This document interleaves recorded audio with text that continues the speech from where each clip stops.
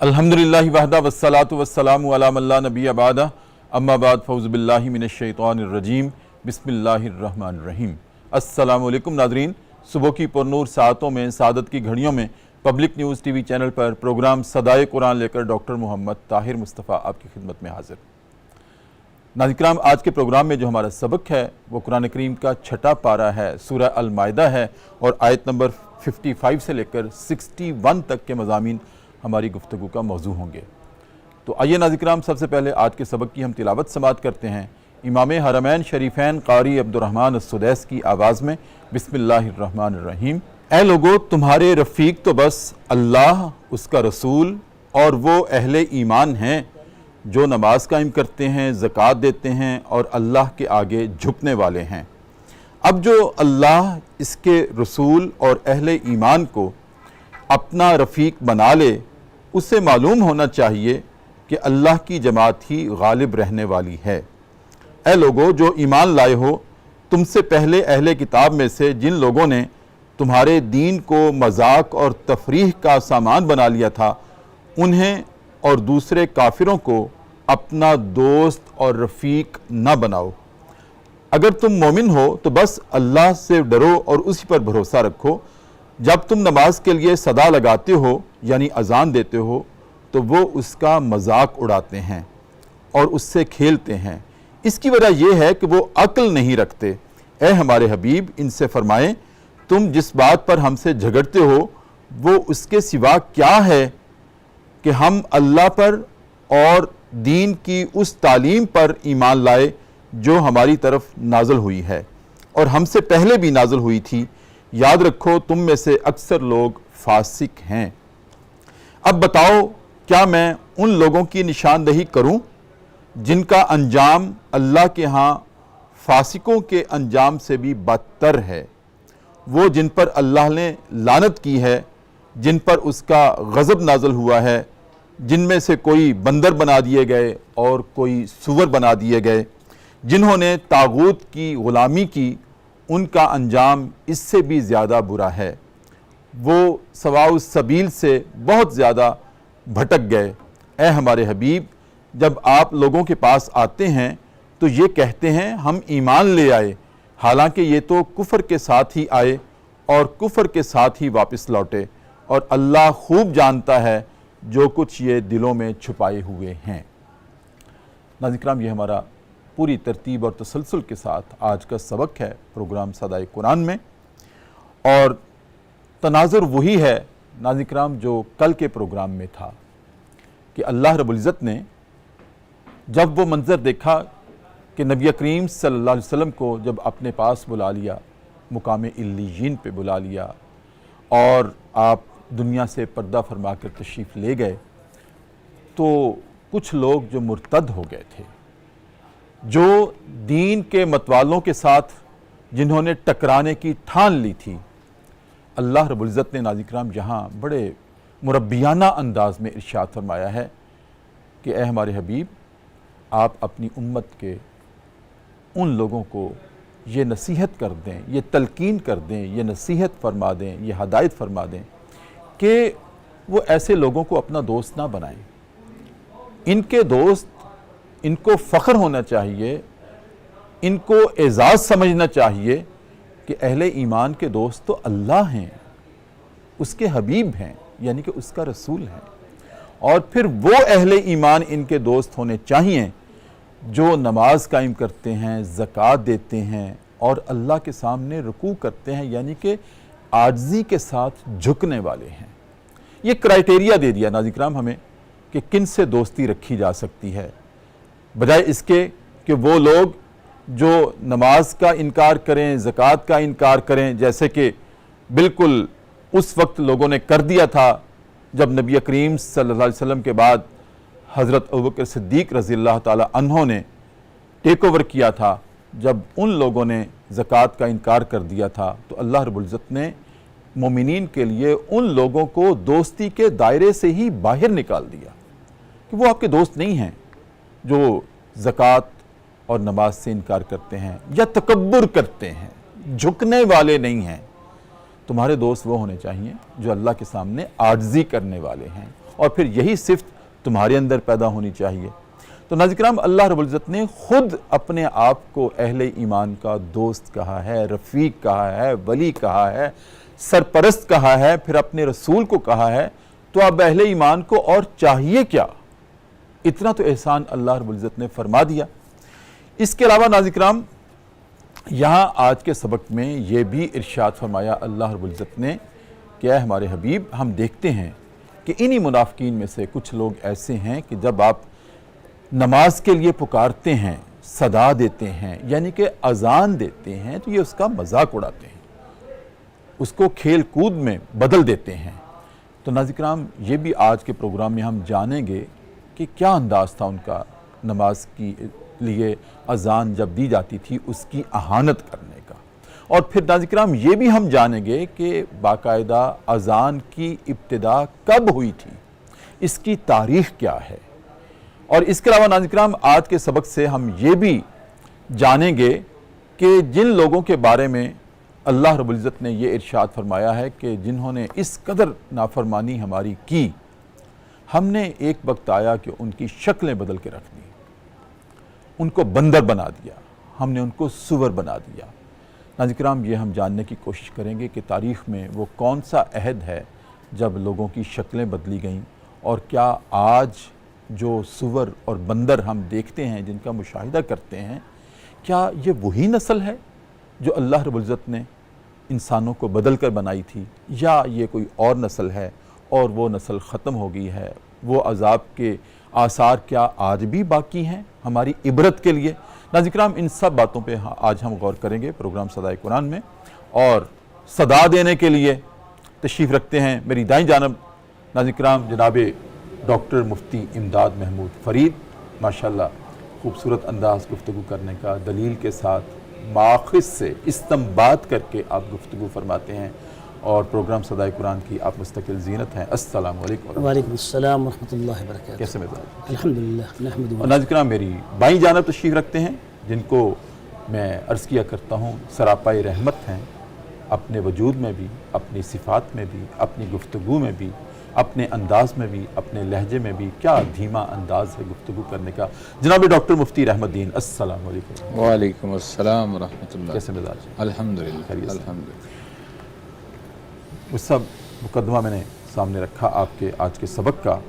الحمدللہ کتنی مرتبہ اللہ کے حضور میں شکر گزار ہو جاؤں کہ کتنی بڑی توفیق پروگرام صدائے قرآن کو اللہ نے دی ہے، جس میں آپ شریک ہیں، میں شریک ہوں، مفتی صاحب شریک ہیں، اور ہمارے تمام ناظرین شریک ہیں الحمدللہ کہ الحمد سے جو ہم نے سفر شروع کیا تھا، حرفاً حرفاً قرآن کی صدا لینے کا، سمجھنے کا، تفہیم کرنے کا، اور آج وہ پہنچا ہے چھٹے سپارے پر، اور آیت ہے ہماری 55 سے لے کر 61۔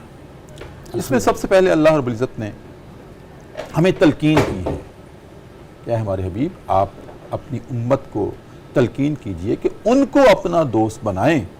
ایک ہیں وہ جو زکوٰۃ کا انکار کرتے ہیں، ایک ہیں نماز سے غفلت برتتے ہیں یا انکار کرتے ہیں، اور ایک وہ ہیں جو تکبر کرتے ہیں۔ نہیں، اس کے برعکس ان کو اپنا دوست بنائیں جن میں یہ کم از کم 3 صفات ہیں کہ وہ نماز ضرور پڑھتے ہیں، زکوٰۃ میں بڑے حساس ہوتے ہیں، اللہ کی راہ میں خرچ کرنے کے لیے، نکالنے کے لیے۔ اس کا مطلب ہے کہ وہ غریبوں، یتیموں، بیواؤں اور محروم المال لوگوں کے لیے بڑے حساس ہوتے ہیں، اور پھر وہ عاجزی کرنے والے ہوتے ہیں، تکبر نہیں کرتے، جھکنے والے ہوتے ہیں۔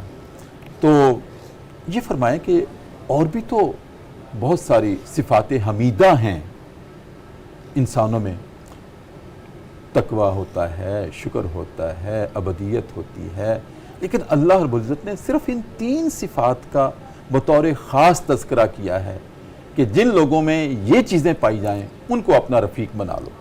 اس میں کیا حکمت ہے؟ بسم اللہ الرحمن الرحیم۔ الحمدللہ رب العالمین والعاقبۃ للمتقین والصلاة والسلام علی سید الانبیاء والمرسلین نبینا محمد خاتم النبیین ورؤوف الرحیم وعلی آلہ واصحابہ وبارک وسلم تسلیما کثیرا، اما بعد فاعوذ باللہ من الشیطان الرجیم، بسم اللہ الرحمن الرحیم۔ نہایت محترم مکرم میرے پیارے استاد محترم، ناظرین و سامعین کرام، اللہ تعالیٰ نے قرآن مجید میں جو یہ ارشاد فرمایا انما ولیکم اللہ ورسولہ والذین آمنوا الذین یقیمون الصلاۃ ویؤتون الزکاۃ وہم راکعون، کہ بے شک تمہارا دوست اللہ اور اس کا رسول ہے اور وہ لوگ ہیں جو ایمان والے ہیں۔ جی یہاں دوستی کا معیار بتایا جا رہا ہے، جی ایک تو جی۔ یہ بات ہو گئی، میں نے عرض کیا دوستی کا معیار بتایا۔ اور دوسرا اس میں اللہ تعالیٰ نے زندگی میں جو معاملات رکھنے ہوتے ہیں اس کی طرف بھی اشارہ دیا گیا ہے، کیونکہ ایک مرتبہ ایک شخص رسول اللہ صلی اللہ علیہ وسلم کی خدمت میں حاضر ہوا اور اس نے عرض کی یا رسول اللہ صلی اللہ علیہ وسلم میں فلاں شخص سے کاروبار کرنا چاہتا ہوں، تو آپ صلی اللہ علیہ وسلم نے فرمایا کہ اس کی نماز کو دیکھو، وہ نماز کیسے پڑھتا ہے۔ اچھا جی صحیح حدیث ہے، مفتی رحمت صاحب اس کا حوالہ بھی اگر مرحمت فرما دیں رحمت بن کر۔ جی جی تو وہ اس نے جب یہ کہا تو آپ نے فرمایا کہ اس شخص کی نماز کو دیکھو کہ وہ نماز کتنی اطمینان سے پڑھتا ہے، کتنے خشوع سے پڑھتا ہے، کتنے خضوع سے پڑھتا ہے۔ خشیت قلبی ہوتی ہے، خضوع ظہری ہوتا ہے۔ تو اگر وہ نماز کا خائن نہیں، چور نہیں، تو تمہارے مال میں بھی وہ خیانت نہیں کرے۔ اللہ لوگ کہتے ہیں حقوق العباد پورے کیے جائیں، حقوق اللہ کی کوئی اللہ معاف کر دے گا۔ حقوق اللہ مقدم ہیں، حقوق العباد تب ادا ہو سکتے ہیں جب حقوق اللہ کا اس کو علم ہوگا، اللہ کے حق کا جب اس کو علم ہوگا تو بندوں کے حق کو تب پہچانے گا۔ یہ الگ بات ہے کہ اللہ تعالیٰ اپنی رحمت شان کریمی سے معاف کر دے، لیکن حقوق اللہ کے ادا کرنے کے بعد ہی حقوق العباد کے ادا کرنے کا اس کو سلیقہ ڈھنگ اللہ تعالیٰ اس کو دے عطا دیتے کر ہیں۔ سکتا ہے، آ سکتا ہے۔ اور یہی وجہ ہے کہ اس تین چیزوں میں اگر غور کریں تو اس میں ایک نماز ہے جس کو حضور صلی اللہ علیہ وسلم کا ارشاد کہ حبی الیہ من دنیاکم ثلاث، کہ مجھے تمہاری دنیا میں تین چیزیں پسند ہیں۔ یہ نہیں کہا کہ میری دنیا میں، اللہ نے ساری کائنات میرے محبوب کی خاطر ہی پیدا سبحان کی۔ اللہ۔ حبی الیہ من دنیاکم، تمہاری دنیا میں اس دنیا کا اس وقت تک ہوں جب تک یہاں ہوں، اس کے بعد اصل زندگی آخرت کی ہے، جنت کی زندگی ہے۔ حبی الیہ من دنیاکم ثلاث، تین چیزیں تمہاری دنیا میں مجھے پسند ہیں۔ تو الطیب، النساء وقرۃ عینی فی الصلاۃ۔ تو آپ صلی اللہ علیہ وسلم نے کتنی خوبصورت ترتیب سے بتایا۔ الطیب، خوشبو، خوشبو تب انسان لگائے گا جب کپڑے بھی پاک ہوں گے، جی جسم بھی پاک ہوگا۔ جسم میں بدبو آ رہی ہو، کپڑوں سے بدبو آ رہی ہو تو اس کے اوپر خوشبو لگانے کا کوئی فائدہ نہیں ہے۔ جی جی تو پہلے تو طہارت اس کی ظہری ہونی چاہیے۔ یہاں ایک بات تو یہ ہو گئی کہ نماز ایک ایسی عبادت ہے۔ پھر فرمایا کہ النساء، تمہاری عورتیں یعنی منکوحہ عورتیں مجھے تمہاری دنیا میں پسند ہیں کہ تم نکاح کرو۔ تیسری چیز وقرۃ عینی فی الصلاۃ، پھر میری آنکھوں کی ٹھنڈک نماز ہے۔ یعنی یوں فرما دیا کہ ظہری طہارت بھی پوری ہو، باطنی طہارت بھی پوری ہو۔ ظہری طہارت تو ہے کپڑوں سے، اس کے جسم سے، اس کے خوشبو آنا، ہاں، اور باطنی طہارت ہے اس کی وہ یعنی قلبی سکون، اطمینان۔ جب وہ شہوات قلبی سے پاک ہوگا تو نماز اس کی درست ہوگی۔ تو پھر اللہ تعالیٰ کے پاک پیغمبر فرمایا پھر میری آنکھوں کی ٹھنڈک نماز ہے۔ یہاں بھی اگر اس کو دیکھا جائے، ویسے کیا خوب ہیرارکی، جی کیا خوب ترتیب ہے، کیا خوب ترتیب ہے رسول اللہ۔ پہلے ظاہری، پھر باطنی، اور پھر نماز کی طرف لائے۔ اور یہاں بھی دیکھیں نماز کو مقدم کیا گیا ہے اقامت کے ساتھ۔ یہاں اقامت کی بات کی جا رہی ہے۔ بار بار قرآن میں کہیں بھی ذکر نماز کو ادا کرنے کا نہیں ہے، نماز پڑھنے کو کا نہیں قائم ہے۔ کرنے کا ہے۔ تو یہاں سے ایک بات اور، یونٹی، کمیونٹی، کہ جب تک ہم اکٹھے ہو کر ایک دوسرے سے پیار محبت نہیں رکھیں گے تو کیسے اکٹھے ہوں گے؟ جب اکٹھے نہیں ہوں گے تو پھر کیسے کام کریں گے؟ اس لیے سب سے پہلے ڈسپلن تمہیں نماز ہی سکھائے گی، تمہیں اتحاد امت نماز ہی سکھائے گی، تمہیں ایک صف میں ٹھہرنے کا سلیقہ نماز ہی سکھائے گی، تمہیں پھر بندگی کے رنگ میں ڈھال کر تمہیں آگے زندگی میں آگے پنپنے کا موقع نماز ہی عطا کرے گی۔ اس لیے اقامت صلاۃ نماز جماعت کے ساتھ خاص ہے، اور وہ مساجد میں ہے، گھروں میں نہیں ہے۔ عورتوں کے لیے گھر اور مردوں کے لیے مسجد، کیونکہ نظام امور حکومت مردوں کا کام ہے، عورتوں کا نہیں۔ قال لن یفلح قوم ولوا امورهم امرأۃ، یہ بھی بات اچھی طرح غور سے سن لیجیے۔ میرے محبوب سید المرسلین خاتم النبیین کا یہ فرمان مبارک ہے کہ وہ قوم ہرگز کامیاب نہیں ہو سکتی جس قوم کی امور سلطنت کسی عورت کے پاس آ گئی۔ یہاں یہ بات نہیں ہے اس کی امامت نماز کی صغرا ہو یا کبرا ہو، دونوں کے لیے اللہ نے مردوں کو قوام بنایا ہے۔ تو اللہ تعالیٰ نے یہاں اقامت صلاۃ میں پھر ایک اور فلسفہ جو خاص خوبصورت، یؤتون الزکاۃ، دوسرا زکوٰۃ۔ زکوٰۃ جو ہے طہارت کو کہتی ہیں، پاکی کو کہتی ہیں، مال کی۔ بدنی عبادت بھی ہو، مالی عبادت بھی ہو، اور پھر اس کے بعد کہا وہ ہم راکعون، جب بدنی اور مالی دونوں یہ ایسے ہیں کہ مال اور جان یہ انسان کو بہت محبوب ہے، تو اس لیے اس محبوب چیزوں کو جب آپ نے اللہ کے ہاں پیش کر دیا تو پھر تیسری بات ہے کہ وہ ہم راکعون، یہاں فاعل کے اس میں فاعل کا صیغہ ہے کہ پھر تمہاری خشیت خود بخود ہو جائے گی اور تم خوف کرنے والے، جھکنے والے، عاجزی کرنے والے ہو جاؤ گے۔ مفتی صاحب آپ کی طرف حاضر ہوں، کیا ارشاد فرمائیں گے اسی تناظر؟ بسم اللہ الرحمن الرحیم، نحمد و نصلی علی رسولہ الکریم، اما بعد۔ بہت شکریہ ڈاکٹر صاحب، صدائے قرآن کے پلیٹ فارم سے گفتگو کرنا سعادت ہے۔ اللہ کے کلام کے ساتھ جڑا ایک پروگرام یقیناً شرکت کرنے والوں کے لیے بھی سعادت ہے، اور انتظام کرنے والے اور اس کے ماتھے کا جھومر آپ ماشاءاللہ ان کے لیے تو یقیناً ہے ہی ہے۔ تو جو پہلا سوال ہے اس کے بارے میں ماشاءاللہ ڈاکٹر مفتی امداد محمود صاحب نے جی خوب گفتگو فرمائی۔ یہاں پر اللہ تبارک و تعالیٰ نے جیسا کہ آپ نے مقدمے میں بہترین انداز میں بیان بھی کر دیا کہ بڑی ترغیب دی ہے محبت کے ساتھ کہ ایمان والوں کو اپنا جو قلبی تعلق جسے دوستی کہتے ہیں اس کا جو اس کی ڈائریکشن ہے نا وہ اس طرف رکھنی چاہیے۔ انما ولیکم اللہ، سب سے پہلے ہر دوستی کا جو ہے وہ مقصد رضا الہی ہونا چاہیے، صحیح۔ اور پھر دوسرا ورسولہ، اطاعت رسول، کہ اس میں کوئی بھی ایسی چیز نہ ہو جو حضور نبی اکرم صلی اللہ علیہ وسلم کے لائے ہوئے دین کے اس کے منافی ہو۔ اور تیسرا والمؤمنون، مومنون کا ذکر کیا اور ان کی 3 صفات جو ہیں وہ بیان کی ہیں کہ نماز ادا کرنے والے، زکوٰۃ دینے والے، اور اینڈ پہ فرمایا کہ تواضع کرنے والے، راکعون کا معنی کہ تواضع اختیار کرنے والے۔ یاد رکھیے جو عبادات انسان پر فرض ہیں ان میں سے ایک بدنی عبادتیں ہیں اور پھر مالی عبادتیں ہیں کچھ۔ تو بدنی عبادتوں کی جو معراج ہے وہ ظاہر نماز ہے، ان کا قلب ہے، ان کا جو ہے وہ صحرا وہ نماز ہے، افضل ترین عبادت ہے۔ حضور نبی اکرم صلی اللہ علیہ وسلم نے اس کو مومن کی معراج قرار دیا ہے اور اپنی آنکھوں کی ٹھنڈک قرار دیا ہے۔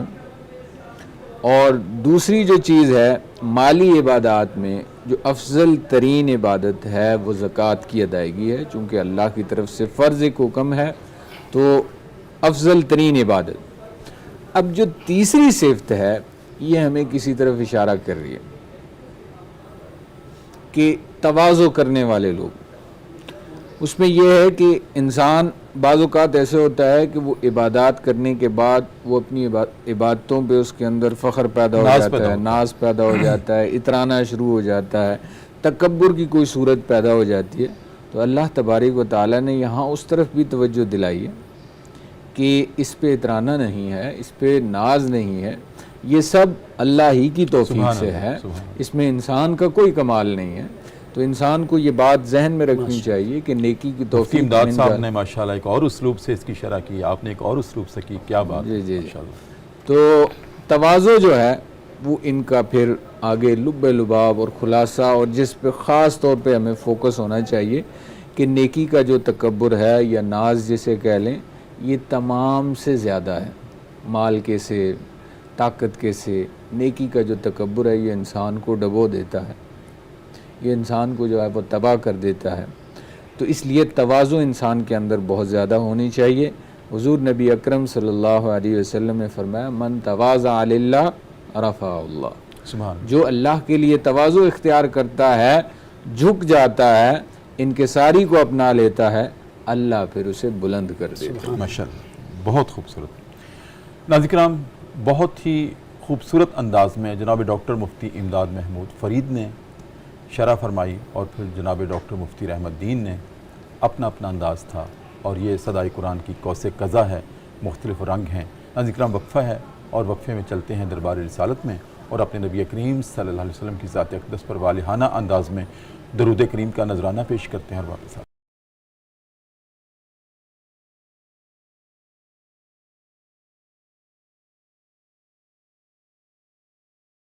وقفے کے بعد ناظرین کرام دوبارہ آپ کی خدمت میں حاضر ہیں۔ صبح کی پرنور سے آتے ہیں، پبلک نیوز ٹی وی چینل ہے، ہمارا پروگرام ہے صدائے قرآن، جس کا آغاز الحمد سے ہوا تھا اور اس کے بعد پوری ترتیب اور تسلسل کے ساتھ ہم نے کوئی لفظ مس نہیں کیا، کوئی حرف مس نہیں کیا، ہر حرف سے ہر لفظ سے صدائے قرآن بلند کر رہے ہیں۔ اور ناظرین کرام آج ہمارا سفر پہنچا ہے، قرآن کریم کا 6واں پارہ ہے اور سورہ المائدہ ہے اور آیت نمبر 55 سے لے کر 61 تک کے مضامین آج ہماری گفتگو کا موضوع ہیں۔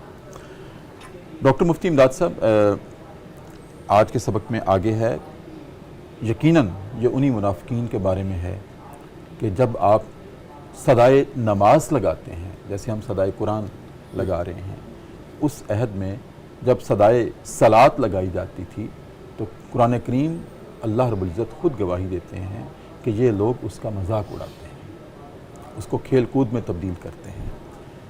میں جاننا چاہوں گا، ہمارے ناظرین کی رہنمائی کے لیے بڑی توجہ سے آپ کی باتیں سنتے بھی ہیں، وہ لکھتے بھی ہیں، کہ صدائے صلاۃ جس کو ہم آج اصطلاح میں نماز اذان کہتے ہیں، اس کا آغاز کب ہوا تھا اور وہ کس انداز میں اس کی اعانت کرتے تھے؟ بسم اللہ الرحمن الرحیم۔ اذان کا آغاز تو اس وقت سے ہو گیا تھا، اگر ظاہری الفاظ کو اس کے لفظی معنی پر غور کرتے ہوئے دیکھیں قرآن پاک کے مطالعے سے بھی، کہ سیدنا آدم علیہ السلام نے جب سب سے پہلے اللہ کے گھر کی بنیاد رکھی جی، تو اسی وقت بھی اللہ تعالیٰ نے ان کو یہ حکم کیا کہ بلاؤ اب اللہ کے گھر کی طرف۔ اور ایسے ہی سیدنا ابراہیم علیہ السلام نے جب بیت اللہ کی دیواریں کھڑی کر دی تو سیدنا اسماعیل کو اور سیدنا ابراہیم کو اللہ نے قرآن میں ارشاد فرمایا وَأَذِّن فِي النَّاسِ بِالْحَجِّ يَأْتُوكَ رِجَالًا وَعَلَىٰ كُلِّ ضَامِرٍ يَأْتِينَ مِن كُلِّ فَجٍّ عَمِيقٍ۔ یہ اگرچہ ان روایات سے اذان کا ثبوت نہیں، اس میں اعلان بلانے کا ہے، جو باعتبار عبادت کے جو اذان ہے اس کی ابتدا سن 1 ہجری سے، جب آپ نے مدینہ منورہ میں ہجرت کر کے گئے تو اس موقع پر جب آپ نے نماز کی ابتدا کرنا چاہی اور معراج کے موقع پر جو نماز کا تحفہ ملا، بعد نے تو یہ بھی کہا ہے کہ یہ معراج کے موقع پر عطا کی گئی، یہ روایت ضعیف ہے، اور بعد نے یہ کہا ہے کہ یہ سیدنا ابراہیم سے ہوتی ہوئی آ رہی ہے، وہ بھی ضعیف ہے۔ صحیح روایت یہ ہے کہ عبداللہ ابن زید عبد ربی، یہ وہ صحابی تھے جو بہت متفکر رہتے تھے، بہت ہی متفکر رہتے تھے، کہ جس وقت رسول اللہ صلی اللہ علیہ وسلم نے ان سے صحابہ سے مشاورت کی کہ نماز کے لیے کیا طریقہ اختیار کیا جائے، کس نے کہا جھنڈا، انہوں نے کہا جھنڈا لگا دیا جائے، لوگ سمجھیں گے کہ نماز کا وقت ہو گیا، کس نے کہا ناقوس جو کہ عیسائیوں کا وہ ہے ساز ہے وہ بجایا جائے، تو آپ نے کہا نہیں، یہ ان کی نقل ہو جائے گی۔ کسی نے کہا وہ جو جی ہاں سائرن، اور اسی طرح جو ہے کسی نے کہا جو ہے یہودیوں کا جو تھا جس میں وہ ایک سینگ کی شکل میں جو الارم دیا کرتے تھے وہ رکھا جائے، تو ہر ایک نے اپنی اپنی ایک رائے پیش کی، تو آپ نے فرمایا نہ ہم یہود کی اطاعت کریں گے اور نہ ہم عیسائیوں کی، کیونکہ انہوں نے اپنی طرف سے یہ خود ساختہ عبادات کے نظریے ڈھال رکھے ہیں۔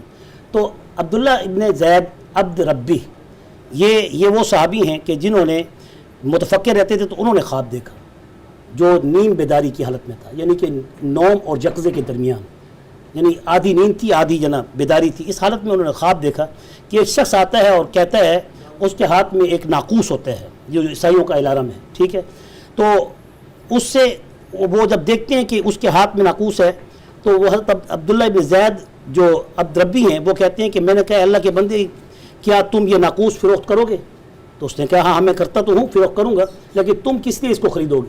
تو انہوں نے کہا ہم اس کو نماز کے بلانے کے لیے ہم اس کو استعمال کریں گے۔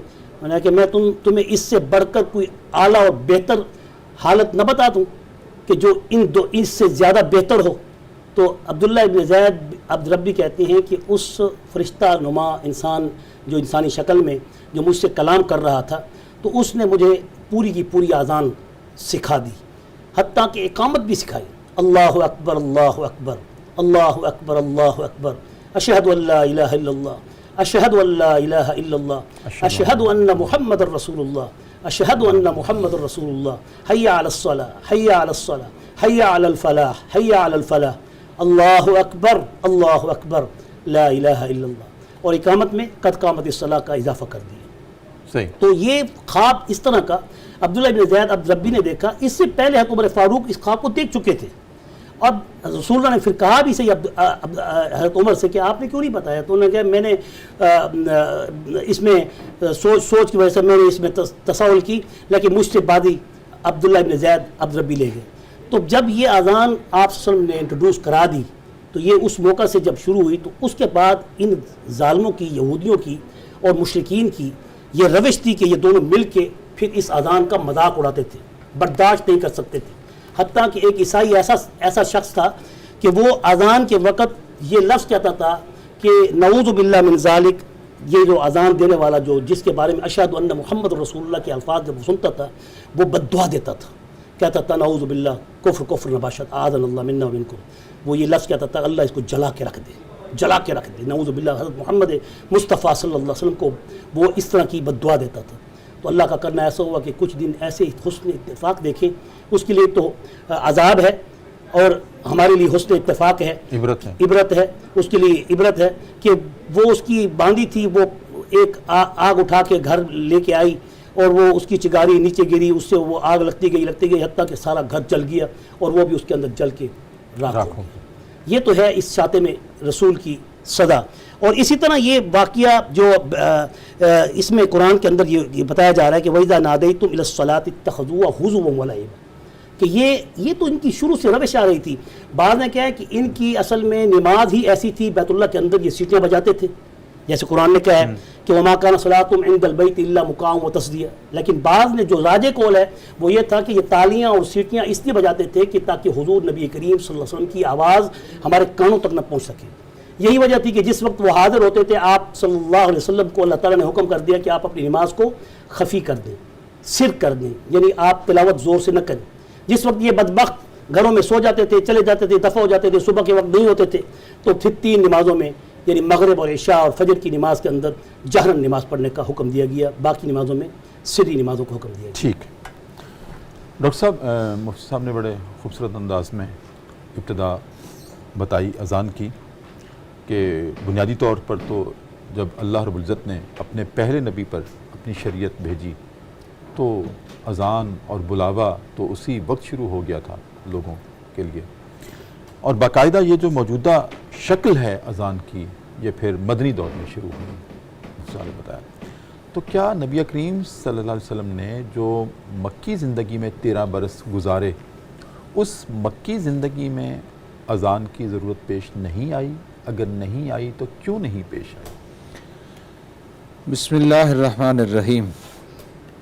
اذان کی ابتدا جیسا کہ سنن ابی داؤد کی روایت کی طرف ڈاکٹر صاحب نے اشارہ کیا کہ سن 1 ہجری کی ہے. مکی زندگی نبی علیہ الصلوۃ والسلام کی اگر آپ دیکھیں نا تو وہ ساری زندگی مسلمانوں پہ ظلم ہوتا رہا ہے. وہ زندگی ایسی تھی کہ وہاں نماز چھپ کے پڑھنی پڑتی تھی، اعلان کی کوئی صورت نہیں تھی. دار ارقم میں جی ماشاءاللہ اذان چھپ کے پڑھی جاتی تھی. اور حتیٰ کہ ایک بار سیدنا صدیق اکبر رضی اللہ تعالیٰ عنہ جب اپنے صحن میں ہی پڑھ رہے تھے لیکن تلاوت قرآن حکیم کی کر رہے تھے تو اس پہ بھی بڑا شور مچا تھا. اور یہ وہ تو کوئی ایسی صورت ممکن نہیں تھی کہ جس میں پہلے آواز لگائی جاتی، کوئی اعلان کیا جاتا. تو با جماعت ہوتی، نماز با جماعت ہی تھی لیکن چھپ کے ہوتی تھی. با جماعت تو با جماعت ہوتی با جماعت لیکن چھپ کے ہوتی تھی. جب نبی علیہ الصلوۃ والسلام مکہ سے مدینہ ہجرت کر کے آئے اب ان مظالم سے خلاصی ہو گئی جی اور ایک نئی جو ہے وہ ظاہر ہے تازگی ملی. تو سب سے پہلے یہ 1 ہجری میں ہی پھر اس کی ضرورت بھی محسوس ہوئی کہ اب اعلان کیا جائے، لوگوں کو ایک ٹائم میں جمع کر کے پھر اعلانیہ طور پہ پھر تاکہ نماز ہو. حضرت عبداللہ بن زید نے جب یہ خواب نبی کریم صلی اللہ علیہ وسلم کو ارشاد کیا، بتایا، عرض کیا تو آپ نے اپروو کر دیا مفتی صاحب؟ ہاں، آپ صلی اللہ علیہ وسلم نے اس موقع پر بڑی تحسین دی اچھا، اور خوشی کا اظہار فرمایا. پھر سب سے پہلی اذان جی کس نے دی؟ حضرت بلال رضی اللہ تعالیٰ عنہ کو حکم دیا سنن ابی داؤد کی روایت کے مطابق کہ اٹھو بلال یہ اذان پڑھو. تو سب سے پہلی اذان جو ہے حضرت بلال رضی اللہ تعالیٰ عنہ نے دی. اور وہ بیت اللہ کی چھت پہ یہ فتح مکہ نہیں، یہ تو دیکھیں بیت اللہ مدینہ شریف میں نہیں ہے، تو وہاں پہ جو بھی تھی مسجد قائم ہوئی. یہ جو بلال کی اذان کا ذکر ہو رہا ہے یہ بڑا خوبصورت واقعہ ہے کہ جس وقت آپ فاتح مکہ بن کر مکہ مکرمہ میں داخل ہوئے یہ اس وقت اس موقع پر نبی کریم صلی اللہ علیہ وسلم نے سیدنا بلال کو حکم کیا کہ جاؤ بیت اللہ کی چھت پر جا کے اذان دو. جب بلال اذان دے رہے تھے اور پھر آواز بھی اللہ نے وہ بخشی تھی کہ مکہ مدینہ کی عورتیں جو ہیں وہ بلال کی اذان کو سننے کے لیے ترستی تھیں اور اتنی خوبصورت آواز تھی. تو اس موقع پر یہ واقعہ اس آیت کی دلیل بھی ہے جو آج کے سبق کا حصہ ہے کہ ابو سفیان بن حرب رضی اللہ عنہ جو اس وقت ابھی مسلمان نہیں ہوئے تھے، عتاب بن اسید اور اسی طرح حارث بن حشام، یہ 3 شخص بیٹھے تھے. تو انہوں نے ہر ایک نے اپنی اپنی طرف سے ایک بات کسی. کسی نے کہا اس کالے کوے کے سوا نعوذ باللہ من ذالک نبی کریم محمد مصطفیٰ کو اور کوئی بندہ نظر نہیں آتا تھا، اتنا بڑا اعزاز دے دیا. اسی موقع پر ان اکرمکم عند اللہ اتقاکم، یہ آیت ہے بلال کے حق میں. یہ جب پہلی مرتبہ حضرت بلال رضی اللہ تعالیٰ عنہ کو ڈیپیوٹ کیا گیا اذان دینے کے لیے تو اس وقت اعتراض کیا گیا تھا کہ آپ حبشی نسل ہیں، موٹے موٹے ہونٹ ہیں، تو آپ کو ہی یہ اعزاز ملنا تھا. لیکن یہ ذہن میں رکھیں کہ یہ اعتراض جو ہے یہ فتح مکہ کا ہے، یہ فتح مکہ کا ہے، یہ سن 8 ہجری کا ہے. یہ ابو سفیان اور رضی اللہ تعالیٰ عنہ اور یہ جن لوگوں کا ذکر ہو رہا ہے یہ مکہ میں تھے، مدینہ میں نہیں تھے. جی ٹھیک، مفتی صاحب ایک اور وقفہ لیتے ہیں پروگرام صدائے قرآن میں، مفتی صاحب آپ کی اجازت سے. ناظرین کرام، بہت اہم گفتگو ہے، خاص طور پر آج ہمارے سامنے یہ بات بھی آئی کہ اذان کی ابتدا کب ہوئی تھی، اور یہ جو موجودہ اذان کا اسلوب ہے یہ نبی کریم صلی اللہ علیہ وسلم کا اپروو کردہ ہے، آپ کا منظور کردہ ہے. اور سب سے پہلے جب یہ حضرت عبداللہ بن زید رضی اللہ تعالیٰ عنہ نے نبی کریم صلی اللہ علیہ وسلم کو اپنی خواب سنائی تھی تو آپ نے راحت محسوس کی، اور پھر حضرت بلال رضی اللہ تعالیٰ عنہ کو یہ آپ نے فرمایا کہ بلال اٹھو اور تم اذان دو. تو یہ رتبہ بلند ملا جس کو مل گیا. یہ صحابہ کے ناظرین کرام اعزازات ہیں، کسی کے پاس کوئی اعزاز ہے، کسی کے پاس کوئی ہے، کسی کے پاس کوئی ہے. تو حضرت بلال رضی اللہ تعالیٰ عنہ کا یہ اعزاز ہے کہ آپ مؤذن اول ہیں دین اسلام کے، نبی کریم صلی اللہ علیہ وسلم کی شریعت کے. ناظرین کرام وقفہ لیتے ہیں اور وقفے میں ہم دوبارہ چلتے ہیں دربار رسالت میں اور اپنے نبی کریم صلی اللہ علیہ وسلم کی ذات اقدس پر والہانہ انداز میں درود کریم کا نذرانہ پیش کر کے واپس آتے ہیں.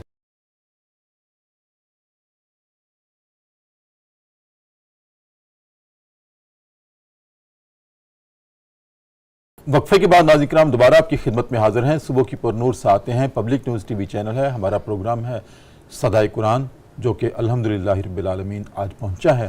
قرآن کریم کا 6واں پارہ ہے، سورہ المائدہ ہے، اور آیت نمبر 55 سے لے کر 61 تک کے مضامین ناظرین کرام آج ہماری گفتگو کا موضوع ہیں، اور انہی میں سے آج ہم صدائے قرآن تلاش کر رہے ہیں.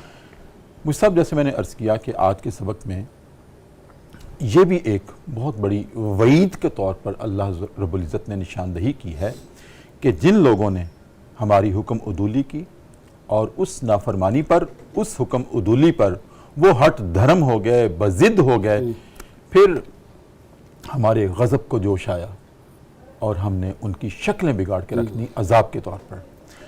تو مجھ صاحب شکلوں کا بگاڑ دیا جانا بہت بڑا عذاب ہے، اور ہمیں کروڑوں مرتبہ اللہ رب العزت کا شکر ادا کرنا چاہیے کہ یہ دعائے رسول ہے جن کے ہم امتی ہیں، کہ اللہ رب العزت نے بطور خاص یہ دعا کی ہے نبی کریم صلی اللہ علیہ وسلم نے بارگاہ الہی میں کہ یا اللہ میری امت کی شکلیں نہ بگاڑنا. ٹھیک ہے گناہ گار ہوں گے، معاف کرتے رہنا. تو آج ہم بچے ہوئے ہیں، لیکن تاریخ میں یہ کلام اللہ کی شہادت ہے کہ یہ واقعہ پیش تو آیا. تو ہمارے ناظرین کو بتائیے گا یہ کب پیش آیا کہ لوگوں کی شکلیں بگاڑ کر ان کو بندر اور سور بنا دیا گیا. اور دوسرا اسی میں سوال یہ بھی ہے کہ کیا آج جو بندروں کی نسل موجود ہے، سوروں کی شکل اور نسل موجود ہے، کیا یہ وہی نسل ہے جو اللہ رب العزت نے اس وقت شکلیں بگاڑ کے پیدا کی تھی، یا کہ وہ ختم ہو گئی تھی؟ یہ اور ہے. بسم اللہ الرحمن الرحیم. یہ واقعہ سیدنا داؤد علیہ السلام کے زمانے کا ہے کہ جس وقت ان کو عبادت کے لیے، جیسے ہمیں جمعہ کا دن دیا گیا ہے، ان کے لیے یہ عبادت کا پورا دن تھا. یہ دیکھیں امت محمد پر کتنے احسانات ہیں کہ عبادات میں بھی تخفیف، سزاؤں میں بھی تخفیف، اور بہت کچھ اللہ تعالیٰ کی رحمتیں حضور کی دعاؤں کی برکت سے کہ شکلیں بھی مسخ نہ ہونا، ورنہ تو آج ایک دوسرے کو کس حالت میں ہم دیکھتے ہیں. جس وقت آج یہ حالت ہے کہ شکلیں تو مسخ نہیں ہوئی لیکن دل مسخ ہو چکے ہیں. اس پر بھی رونا چاہیے، اس پر بھی اللہ سے معافی مانگنی چاہیے کہ آج ہمارے دلوں کے اندر ایک ہی صف میں کھڑے ہوتے ہیں مگر دلوں کے اندر حسد و تعصب اور عناد اور بغض اور کینہ بھرا ہوتا ہے. کیسی وہ نماز ہے جو تم رب کے سامنے، خونی رشتے ہیں، خونی رشتے ہیں. پھر اس کے باوجود تو یہ واقعہ سیدنا داؤد علیہ السلام کے زمانے کا ہے، جس وقت انہوں نے تعویل بد کی، ہیلہ غیر شرعی کیا. حالانکہ جیسے کہ ابھی میں نے بتایا کہ جمعے کا دن اللہ تعالیٰ نے زوال سے لے کر اس کی ادائیگی نماز تک ہے. اس کے بعد فَإِذَا قَضَيْتُمُ الصَّلَاةَ جیسے اِذَا نُودِیَ لِلصَّلَاةِ مِن یَوْمِ الْجُمْعَةِ فَاسْعَوْا إِلَىٰ ذِکْرِ اللَّهِ وَذَرُوا الْبَیْعَ، بیع سے روکنے کا حکم ہے، سوائے اب جمعے کی تیاری کی اور کسی کام کے اندر آپ منہمک نہ رہیں اور چلیں آپ مسجدوں کی طرف. ٹھیک ہے، اور جب تم اپنی نمازوں کو ادا کر لو تو فَابْتَغُوا مِن رِزْقِ اللَّهِ فَابْتَغُوا فَانْتَشِرُوا فِي الْأَرْضِ وَابْتَغُوا مِن فَضْلِ اللَّهِ وَابْتَغُوا مِن فَضْلِ اللَّهِ. تو یہ تھوڑا سا ایک گھنٹہ بھی نہیں بنتا، اگر بہت بھی کر لیں تو 2 گھنٹے بنا دیں. یعنی ہم اس عبادت کے لیے آج تیار نہیں ہیں کہ جمعے کے دن ہماری حاضری اتنی کم ہوتی ہے کہ بڑے سے بڑے دیندار لوگوں کو دیکھا ہے کہ وہ جمعے کی نماز کے وقت اس وقت آ رہے ہوتے ہیں جس وقت وہ آ کے ٹکرے مارنے والی بات ہوتی ہے کہ 2 رکعت کو ادا کرتا ہے. جمعے کے خطبے کی اہمیت کتنی ہے کہ وہ 2 رکعت کے بدلے میں اللہ تعالیٰ کے پاک پیغمبر صلی اللہ علیہ وسلم کو حکم کیا گیا کہ اب وہ 4 رکعت ظہر کی اب 2 میں ہو گئی اور 2 رکعت خطبے کے بدل ہو گئے. اس کے بدل 2 خطبہ جمعہ ہو گیا. اگرچہ اس میں کچھ اختلاف ہے اور ہے، واجب ہے، فرض ہے، نہیں ہے، سننا یہ ہے، یہ الگ بات ہے. لیکن آپ صلی اللہ علیہ وسلم کی امت پر اتنے احسانات کے باوجود ہم جمعے کی عبادت کا اہتمام نہیں کرتے. اور ان لوگوں نے پورا دن اس دن عبادت کرنے کا تھا ان کے لیے. صرف انہوں نے ہیلہ بنایا تھا. ہیلہ یہ بنایا تھا کہ انہوں نے اس دن شکار نہیں کیا. انہوں نے وہ ٹوئے بنائے، یعنی وہ گڑے بنائے جس میں، کیونکہ اس دن مچھلیاں بہت زیادہ تعداد میں اوپر آ جاتی تھیں، تو انہیں کیا ایسا کرتے ہیں اللہ کے حکم کو بھی پورا کرتے ہیں اور کچھ ہیرا ایسا بنا لیتے ہیں کہ بعد میں دوسرے دن جا کے ان کو شکار کر لیں گے. وہ اس دن یعنی جس دن وہ ہفتے کی عبادت کا ان کا دن تھا، وہ اس تھوڑے سے وقفے کے لیے وہاں جا کے گڑے کھودتے تھے اور وہ مچھلیاں اس کے اندر جمع ہو جاتی تھیں. اللہ تعالیٰ کو یہ بھی پسند نہ آیا، ان کی شکلیں مسخ کر دی گئیں. اور شکلیں جب مسخ کر دی گئیں تو وہ 3 دن سے زیادہ نہیں رہ سکے. وہ دیکھتے تھے، پہچانتے تھے، پاؤں میں آتے تھے، ایک دوسرے کے رشتہ دار ہوا کرتے تھے. جب 3 دن تک نہیں حضرت داؤد علیہ السلام کے دور میں جی تو آپ نے بتایا کہ جمعہ کا دن، جی نہ جمعے کا دن نہیں، ہفتے کا دن، جی ہفتے کا. یہ حضرت یہ جو نا یہود پر اللہ تعالیٰ نے عبادت کا دن مقرر کیا تھا. جیسے عیسائیوں کے لیے اتوار کا دن، سنڈے کا دن، اسی طرح مسلمانوں کے لیے جمعے کا دن، اور افضل الایام جمعہ ہے. اور اللہ تعالیٰ نے جمعے کی فضیلت کو بہت زیادہ فضیلت بخشی ہے. اور یہ مچھلیوں سے پکڑنے سے روکنے کا جو سارا یہ صرف ایک ہیلہ بناتے تھے، شکار نہیں کرتے تھے. لیکن باوجود اس کے کہ پھر اللہ تعالیٰ کے پاک پیغمبر صلی اللہ علیہ وسلم کو، یعنی حضرت داؤد علیہ السلام کو یہ حکم ہوا کہ اب ان کے درمیان دیوار حائل کر دو. اب وہ دیوار کی پلی طرف رہتے تھے. اب وہ جہاں وہ رہتے تھے جنہوں نے مچھلیوں کا شکار کرنے کا یہ ہیلہ بنایا تھا، تو 3 دن آواز نہ آئی. جب 3 دن آواز نہ آئی تو ادھر کے لوگوں نے اوپر سے جھانک کے دیکھا تو وہ سارے بندر اور کوئی خنزیر بنے ہوئے ہیں، پگ بنے ہوئے ہیں اور بندر منکی بنے ہوئے ہیں.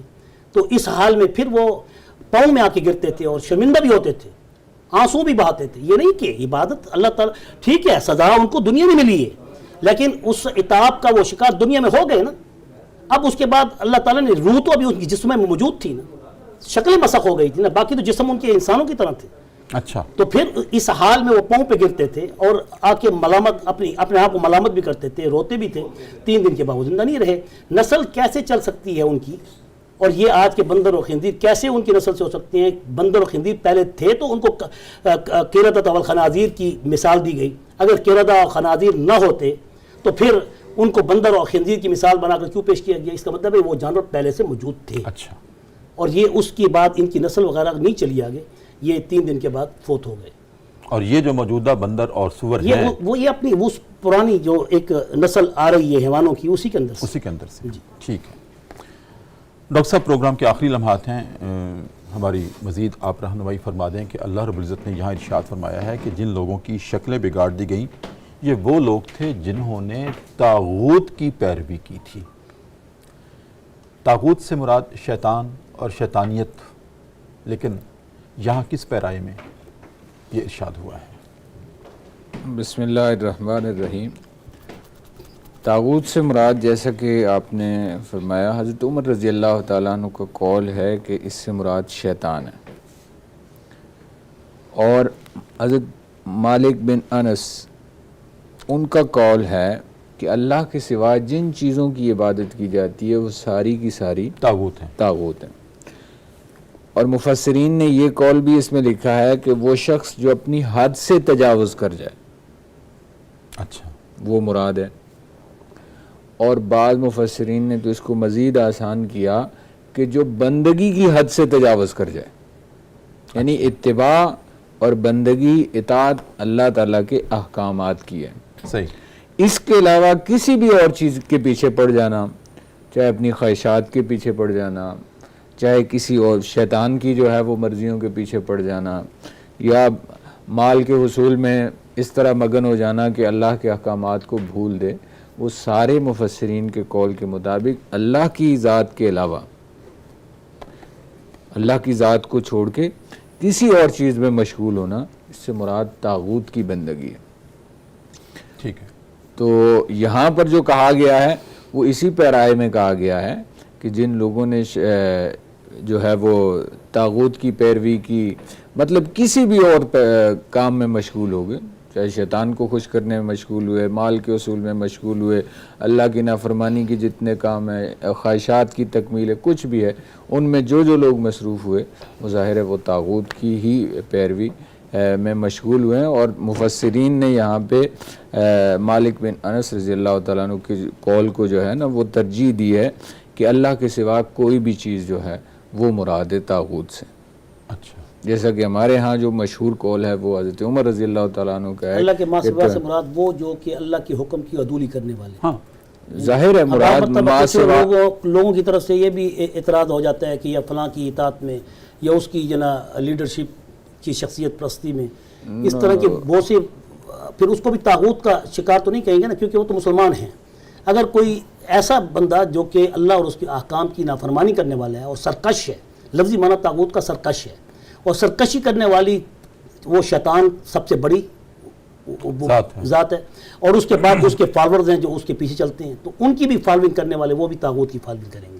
تو ما سوا سے مراد ہی یہ ہوتا ہے کہ ظاہر ہے جو چیز اللہ کی طرف لے جانے والی اگر کوئی نیک بندہ ہے وہ تو ظاہر ہے مراد نہیں ہو سکتا نا، یا کوئی فعل ہے ایسا ہے نہیں، میں جو نے اللہ کی طرف لے جانا ہے، میں نے دور ہو جائے تو کسی کا. ما سوا سے مراد ہی یہ ہے کہ ہر وہ چیز ہے جو اللہ کی طرف نہ لے جائے، کسی اور طرف لے جائے، وہ چاہے کوئی انسان ہو، چاہے کوئی خواہش ہو، چاہے کوئی ضرورت ہو، یہ بالکل وہ ساری مراد ہے. جی وضاحت ہوگی.